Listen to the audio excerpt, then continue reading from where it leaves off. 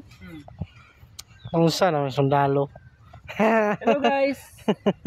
Nandito tayo ngayon. Subukan natin magtanim ng niyog. Ano na lubi ng sundalo? Yung niyog ay experiment namin to na malaki na yung itatanim namin kung mabubuhay ba to or magkado naman di. Okay na naman, master. Ha? Okay na. Ha? Oh, kuha naman na. Ano na may butang sa mga. Doon ramo diri. Dito katuod mo sa mua. Ito po yung pagbutas para lagyan ng seedling ng niyog. Shout out ko sa ako mga classmate diha nga nag-retire na kung na may plano nga magtanom, awata lang ninyo or kontak lang mo sa ako kung saan pagtanom. Di ba mga katanglaw? Katanglaw.